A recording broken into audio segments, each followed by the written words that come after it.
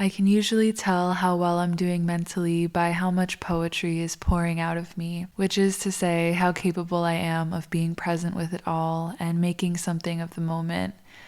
Lately, my bravery has been sporadic because I've been dealing with a slew of gut health issues.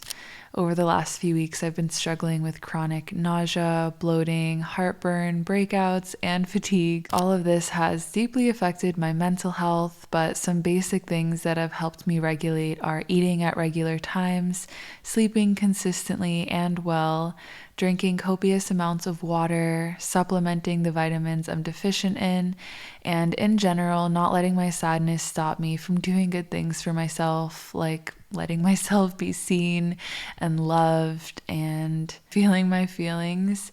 But I've had to supremely simplify my diet, and in today's video I just wanted to share some of the recipes that have been helping me through this time. Let's do a really quick deep dive on my gut health issues that I have been experiencing. I basically have something called leaky gut. I got some blood work done, and for the first time in the past 10 years or so of being plant-based, I'm actually deficient in a lot of things. This has never happened to me before, but I'm deficient in iron, B12, vitamin D, and zinc, which are all things that I maybe haven't been supplementing as well as I used to, and so I'm getting right back on that train.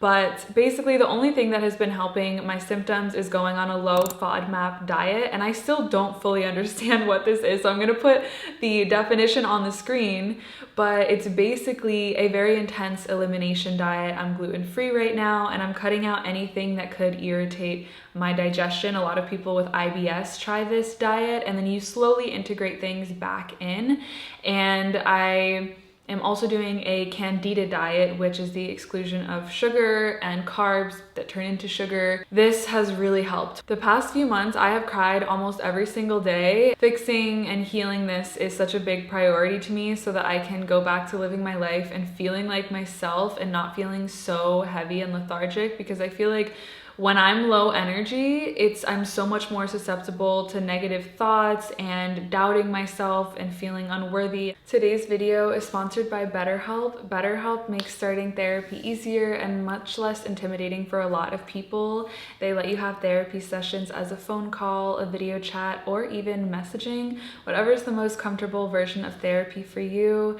They can match you to one of over 30,000 therapists in their network based on your needs, preferences, and location, which gives you access to a wider range of expertise than may be available in your city. And all you have to do to get started is fill out a questionnaire about the challenges you're going through and what kind of therapist you would like.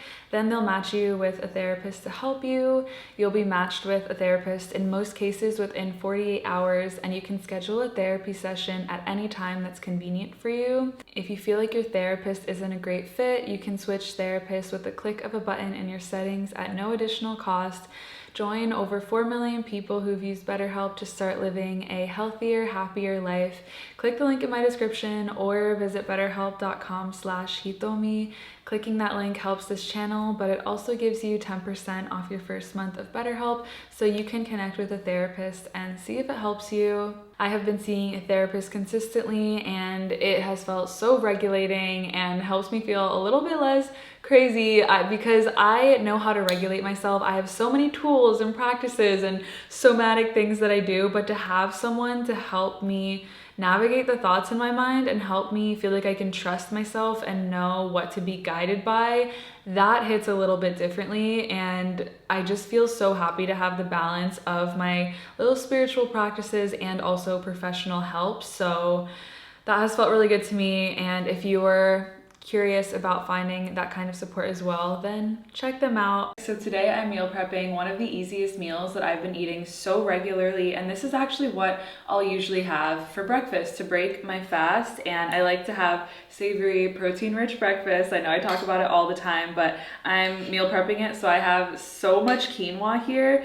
And this is a little Mediterranean inspired quinoa bowl, so I'm just gonna throw in all of my ingredients. And this just digests really well. It feels so neutral to my palate. It doesn't bloat me, it doesn't irritate me, and that's why I love it. Lastly, I'm gonna throw in my chickpeas. Now, You might not want to add these if your stomach can't handle it. I went through a phase where I couldn't eat chickpeas, but then I moved through that phase and now I can eat them again and they don't bloat me at all, but it's good to have just a little bit in there. I'm gonna do 1/4 of a cup in here because if I did eat, this is a whole can, then it probably would cause me some issues and I don't think that's low FODMAP, so just about 1/4 of a cup.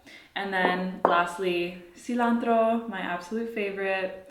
And I'm just gonna mix all that up and that's literally all that it takes. The longest part of this process is just chopping everything. I'm just gently combining everything, and this would also be really amazing with some mint to help with digestion as well. I added some salt and pepper, and pro tip with the quinoa is to cook it in vegetable broth so it has even more flavor. And I'm gonna add a little bit of tempeh and make a bowl for myself. So this is what I've been having at least once a day, and I'll change up the additional protein that I add. It's mostly just a base, but on its own, it is really filling with the potato and the beans. I actually made more tempeh than this, but I already ate most of it when I was prepping this video.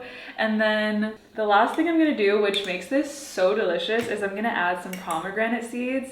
And this adds such a nice texture to the top, a little bit of sweetness. Actually, let me add my sauce first. So I made a little tahini sauce with just tahini, lemon, and the tiniest bit of coconut aminos. Mix that all up with a little bit of water to get the right consistency, and I'm just gonna drizzle that on top. And this is also a good source of healthy fats. Add in the pomegranates. Just tear them up.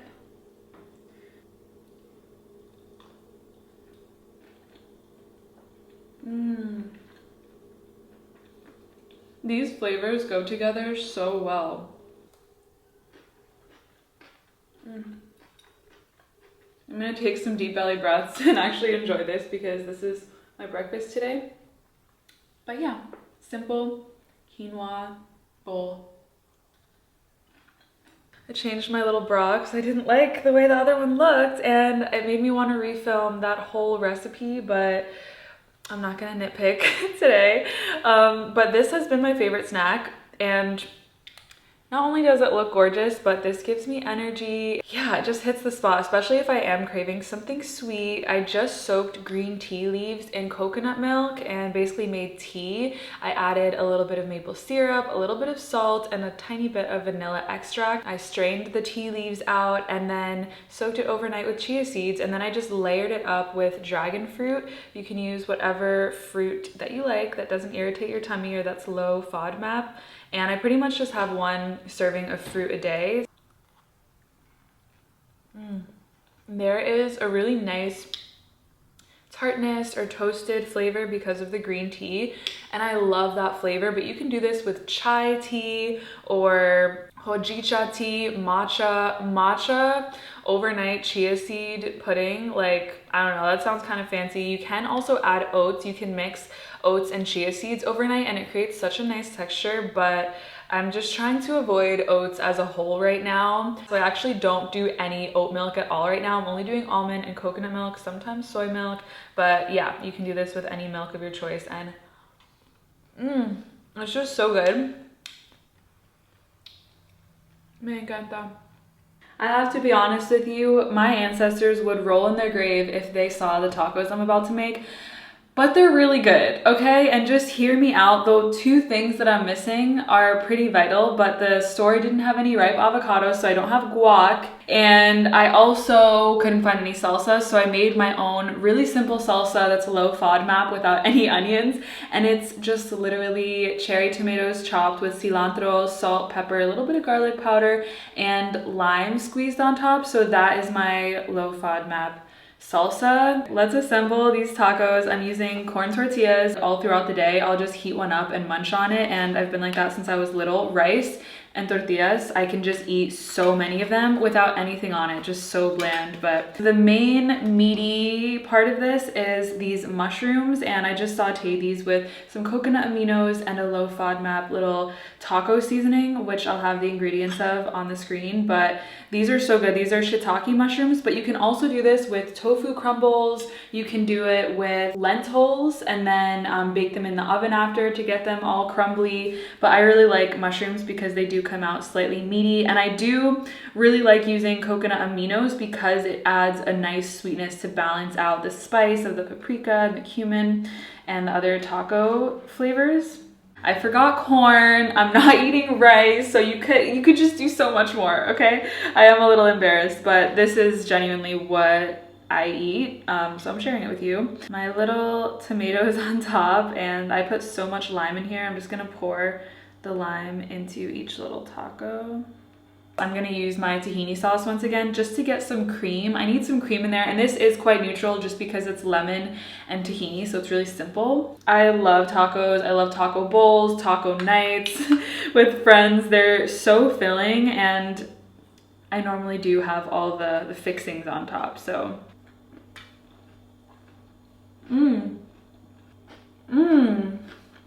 The peppers do so much for this because they're slightly charred.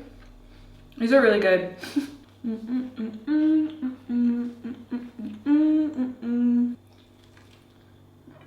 I love when the sauce just drips down my hand. I love a messy, sensual meal. And I love moaning while I eat it. I saw this one girl.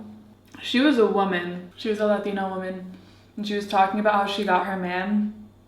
Every time they would go on dates in the beginning of their relationship, she would eat so much and just really enjoy her food and moan.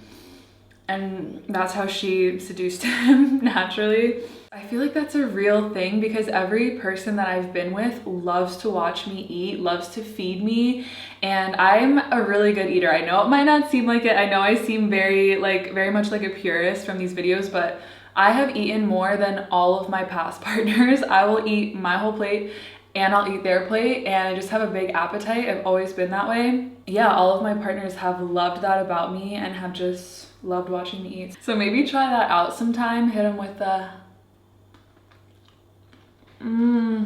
that's so good. I love it.